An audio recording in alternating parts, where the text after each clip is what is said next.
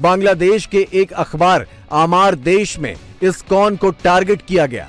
अखबार के संपादक महमूद उर रहमान ने इस्कॉन को आतंकी संगठन लिखा। इस पर इस्कॉन ने आपत्ति जताई और अखबार से माफी की मांग की, लेकिन माफी की बजाय इस्कॉन के खिलाफ सोशल मीडिया में कैंपेन शुरू कर दी गई। हजारी लेन के एक मुस्लिम दुकानदार ने भी हिंदुओं और इस्कॉन के खिलाफ अपमानजनक बात लिखी। इस पर 5 नवंबर को हजारी लेन के हिंदुओं ने विरोध प्रदर्शन किया था। हिंदुओं के प्रदर्शन के बाद 5 नवंबर को ही आधी रात को फौज और पुलिस ने इस बस्ती को घेर लिया और हिंदुओं के साथ जो कुछ किया वो पूरी दुनिया शर्म से देख रही है।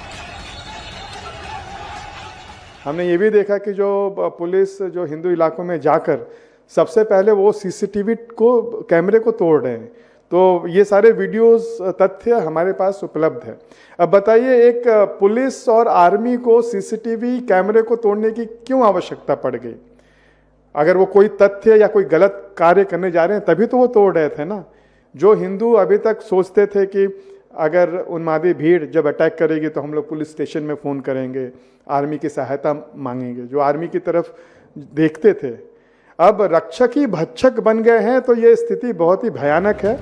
चटगांव की घटना में कितने लोग मारे गए, कितने जख्मी हुए, कितनी महिलाओं के साथ बदसलूकी हुई या कितने लोग अगवा कर लिए गए, इसका कोई रिकॉर्ड नहीं है। ना ही मोहम्मद यूनुस की पुलिस के पास, ना बांग्लादेश की मीडिया के पास। लेकिन दर्जनों हिंदू जो रात को मारे पीटे जाने के बाद गिरफ्तार भी किए गए थे, वो कोर्ट में अपने जख्म दिखा रहे हैं। चटगांव की हजारी बस्ती के हिंदू उस खौफनाक मंजर की हकीकत बता रहे हैं। আমরা যুদ্ধ দেখিনি, মুক্তিযুদ্ধ দেখিনি, সরাসরি যুদ্ধের স্টাইলে যেমন পাকিস্তানি হানাদার বাহিনীরা যেরকম এসেছে ওই রকম এখানে এসে যাকে পেরেছে তাকে ধরে নিয়ে গেছে, মেরেছে অজস্রভাবে। আমরা এখানে দোকানদার, আমাদের দোকান বাঁধতে দিচ্ছে না, আমাদেরও হামলা করছে। দোকান খুলে খুলে কে আছে বের হো মারবো, মানে যাকে পাচ্ছে তাকে নিয়ে যাচ্ছে, মারতেছে, কেউ মাথা বেড়ে দিচ্ছে, কেউ ইয়ে করতেছে। হ্যাঁ, এখন কার দোকান শুরু হয়েছে, কি হয়েছে, এগুলো এখনো কেউ বুঝতে পারছে এই সেনাবাহিনী। लेकिन बांग्लादेश में उनकी कोई सुनने वाला नहीं है। ऐसा नहीं है कि बांग्लादेश में चटगांव की घटना अचानक से हो गई और इससे पहले शांति थी।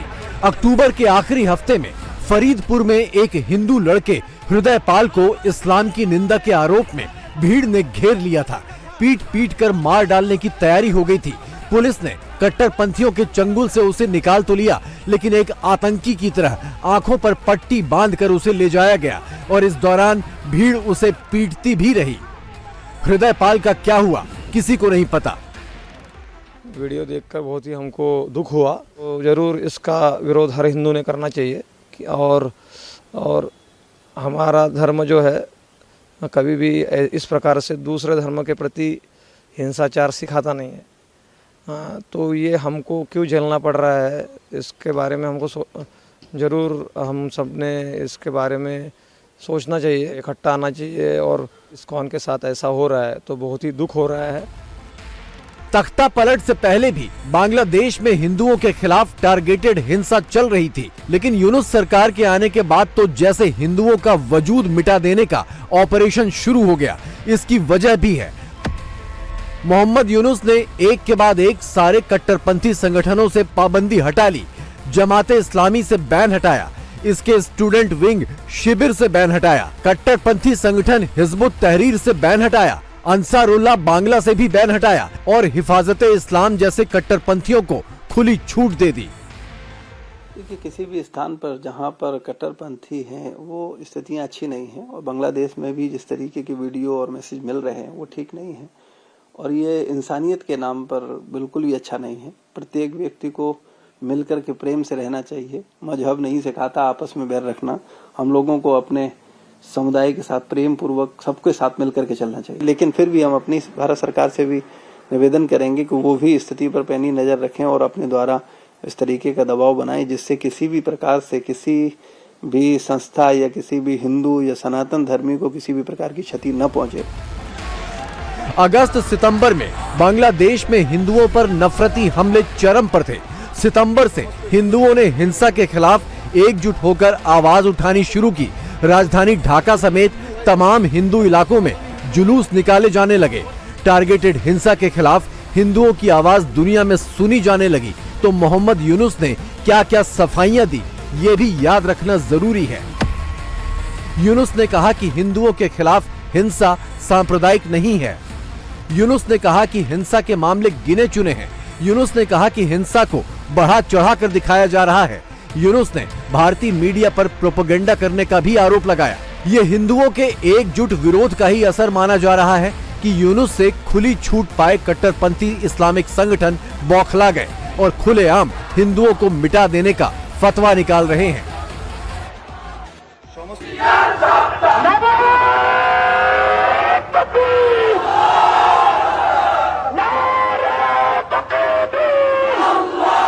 डेफिनेटली एक तो होना पड़ेगा, अगर एक नहीं हुए तो फिर एक एक करके काटे जाएंगे, सीधी सी बात है। अभी बांग्लादेश में क्योंकि मुस्लिम मेजोरिटी है और मोस्ट प्रॉब्ली अगर आप पाकिस्तान में भी देखोगे तो हिंदुओं के साथ तो हो रहा है।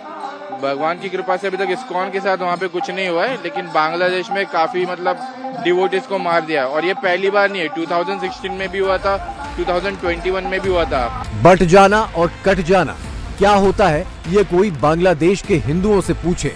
बांग्लादेश के हिंदू अपने से कई गुना बड़ी ताकतों के खिलाफ एकजुट होकर अभी भी मैदान में डटे हैं। अपनी ही जमीन पर अलग कर दिए जाने, अपनी ही जमीन पर अल्पसंख्यक बना दिए जाने और फिर सुनियोजित तरीके से काट काट कर मिटा दिए जाने का फॉर्मूला भारत में कई बार आजमाया गया।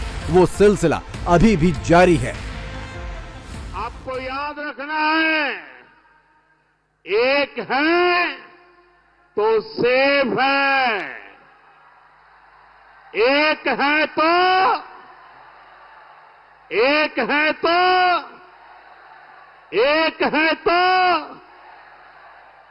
साथियों, मैं आज महाराष्ट्र की धरती से हरियाणा के अपने भाई बहनों का विशेष आभार व्यक्त करना चाहता हूं।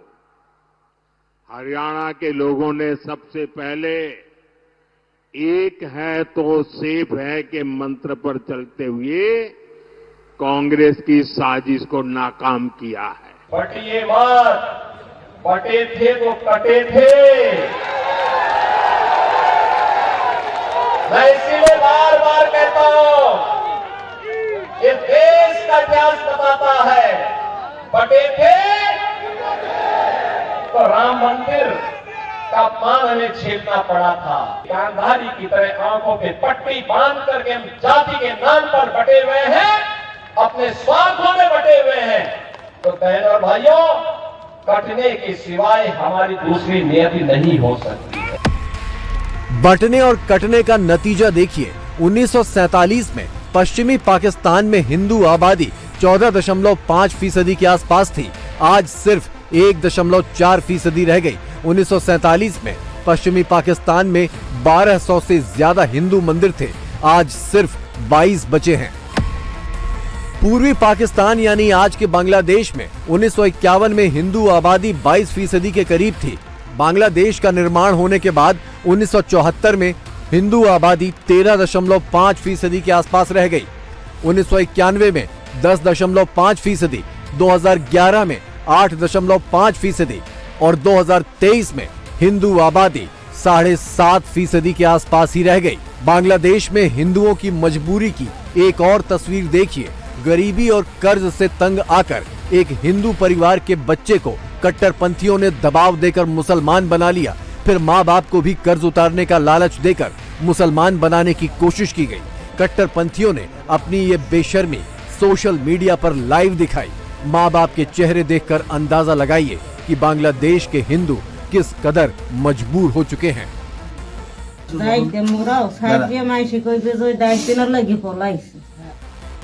मोहम्मद यूनुस और उनकी कट्टरपंथी जमातें कभी नहीं मानेंगी कि वो धर्म के नाम पर अधर्म और मनमानी कर रहे हैं। इसलिए अपना हित मानने और समझने की सारी जिम्मेदारी अब खुद हिंदुओं पर है।